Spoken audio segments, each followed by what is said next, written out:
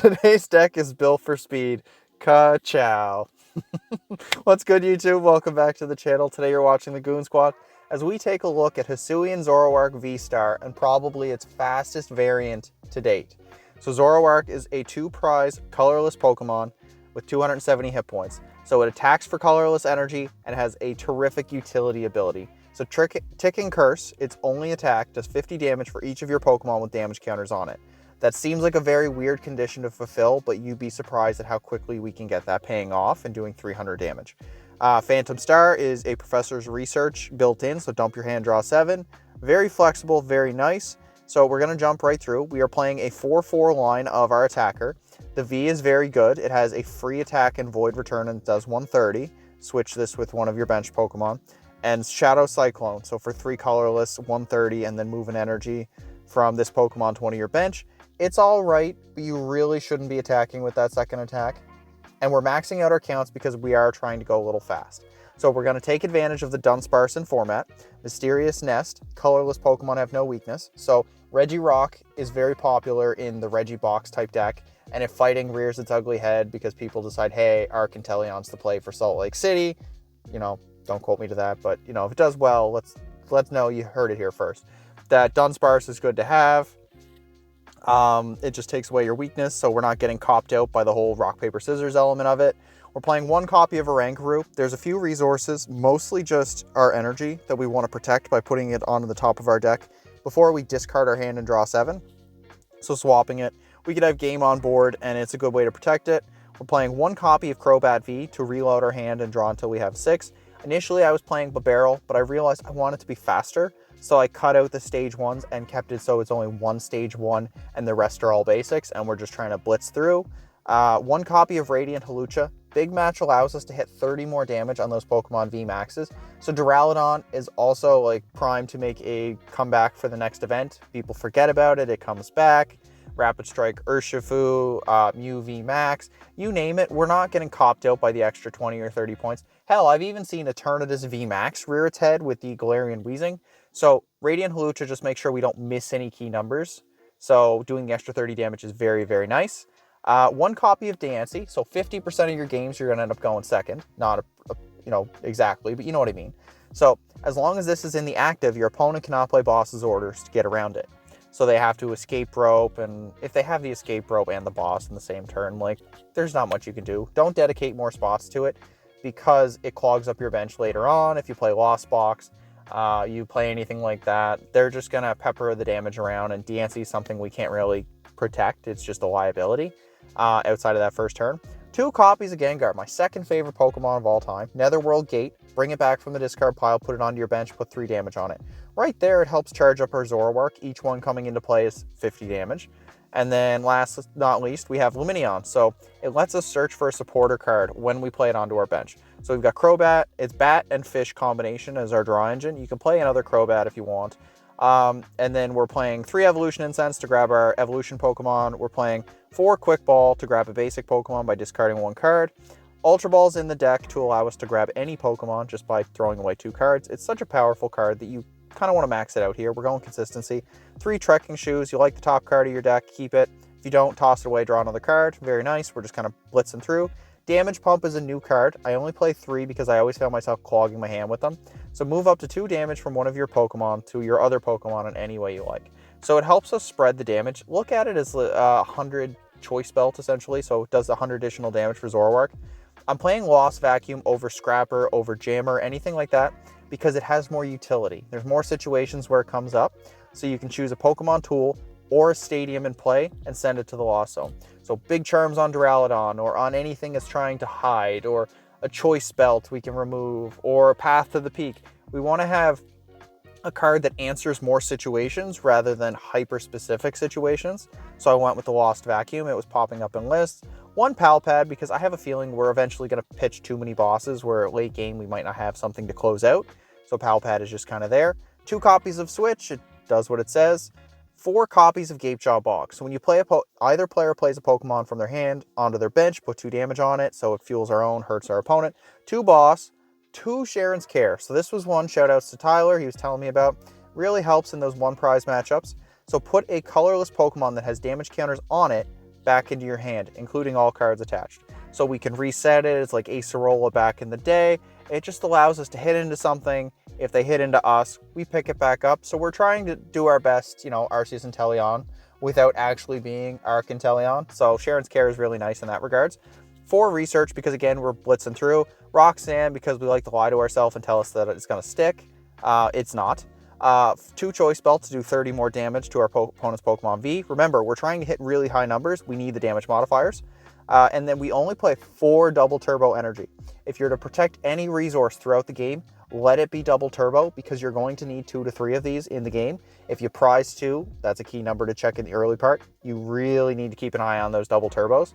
So the last notable card I included, I saved it for last, is Duraludon and Miltank are clear auto losses. So if you go into a blind meta, and I'm anticipating Duraludon to be on the upswing, and I'm anticipating people slapping Miltanks because some decks just can't answer and you free win, Blissy's back, that kind of thing, canceling Cologne is my answer. We're not playing 1, we're playing 2. Until the end of your turn, your opponent's active has no abilities. We're going right through it. Those Miltanks are not doing it. Protect these if you have to. If you assess that it is a Arc Duraludon or it is a Miltank matchup, immediately canceling Cologne, protect those and know you're going to need them. Huge shout outs to our Mew VMAX giveaway. I almost forgot about it. Neutral 2 won the giveaway for the 50th video. Please feel free to keep an eye on the channel. As I hit more milestones, I want to give back to you guys. The support has been incredible. When I started this at the beginning of 2022, had no plans for it to go as well as it has. And as we go further and further along, I just want to keep giving back to let you guys know that I appreciate it. So if you haven't already, be sure to sub to the channel, drop a like on this video, drop a comment on what you'd like to see next. And what you'd like to see a breakdown, and we'll try to jump into a game and explain the thought process of a Zoroark V-STAR player. Okay, so I'm hoping we get a decent game here, mostly just to kind of show you what the lines of, well, I mean, you need a handful of games to know what the line of play is. Essentially, we're trying to go really fast and hit things really, really hard. If you get the option to go first or second, take first every single time. We're playing bats, we're playing fish, you know.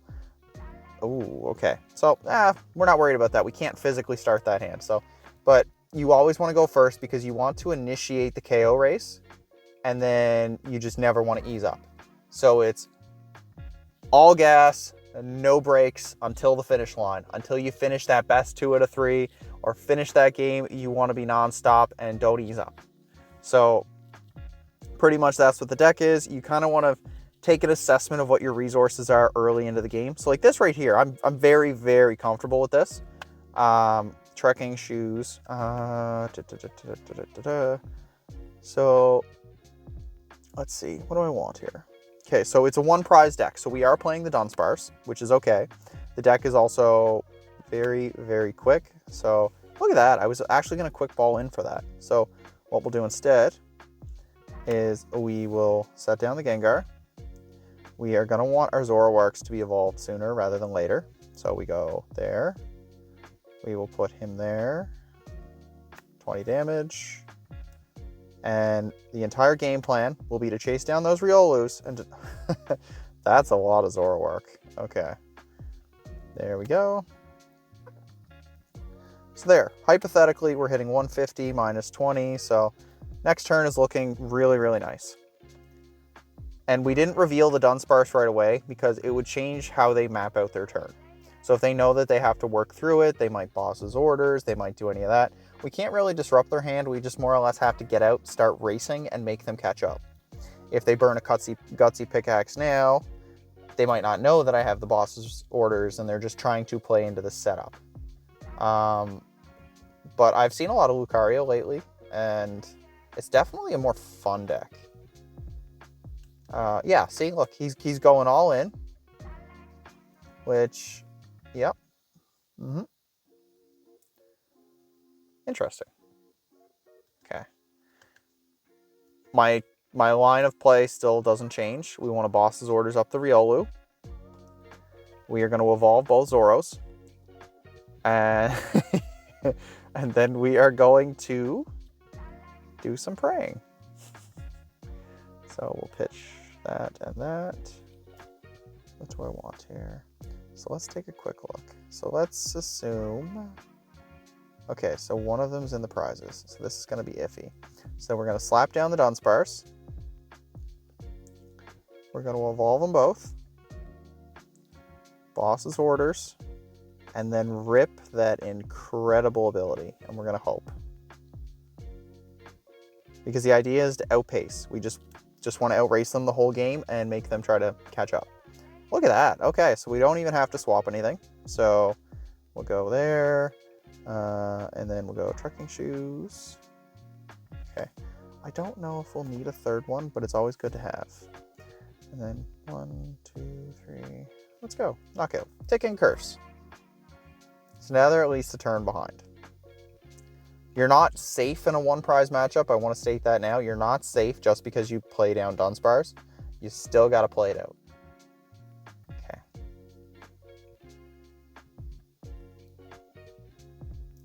So yeah, with Zoroark, I've been enjoying it. There's Leafeon builds that are less competitive. Chatting with a couple friends about, you know, the Melanie builds, the double Empoleons, all those extra techs. Realistically, you're just not going to see it often enough. And you kind of have to go from there and hope for the best. So we just kind of cut the fluff. Again, we did play 2 Colognes, but that's a meta call. I'm predicting to see more Duraludon.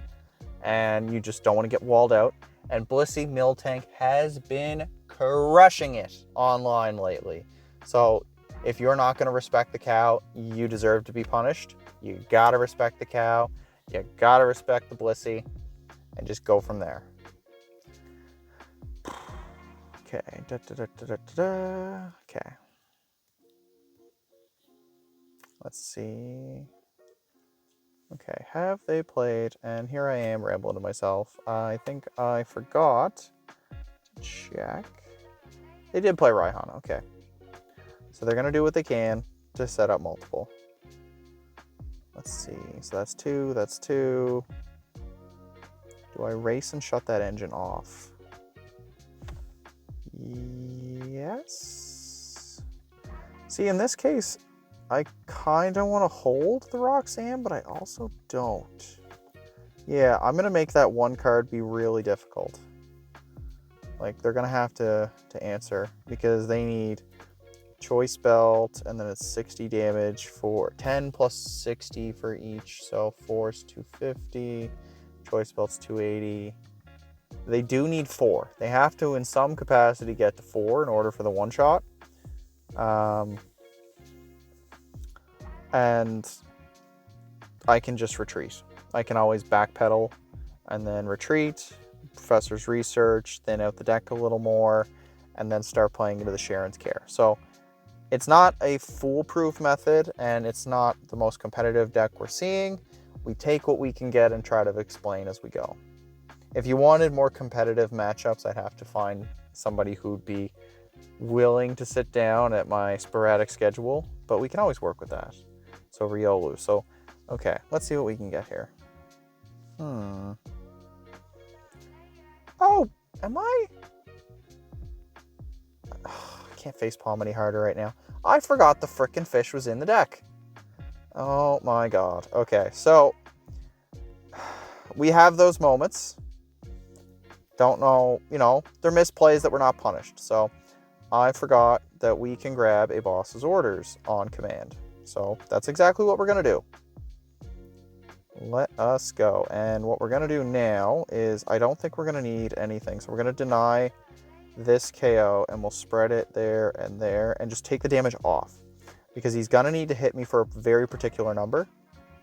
So this way here, he's got to work a little bit harder. 4 energy and a Choice Belt would get the Oko on a Zoroark with no damage on it.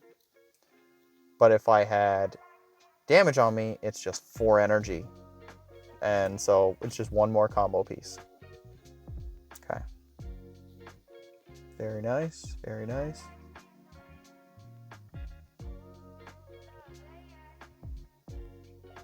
Okay. Yeah, so if I was going to, say, Salt Lake, my guesses would be Lost Box will still be popular. People will probably play Blissey. Palkia is, I don't care what anybody says, Palkia is still the best deck in the room. It just has so many options. You could build it so many different ways. You can tech in, and it just has consistency built in. Whether you go with Kyurem, whether you go with Inteleon, a good Palkia player, I'm putting my money down and trusting those guys most times. If they've gotten the reps, and that's who I'm going with. Let's see. What is going on here? Okay, so I don't see anything else here that I want. So let's just rip it. Do I want to burn my hand? Yeah. So I've got what? Arcanteleon feels like the play for the event. Mew is always a strong pick. What's the other one that I like? Mew is a strong one for the event. Palkia, Arcantel. Duraludon feels like the sleeper for the event. It's just, we've forgotten about it, so it feels like it's finally going to do good. That's 4. And then we'll say number 5 will be Lost Box, but I feel like the whole room will know what that Lost Box deck does and what most of them will do, because it's such a fun deck to be playing. So I feel like everybody will just kind of have an answer for it. So it'll be good.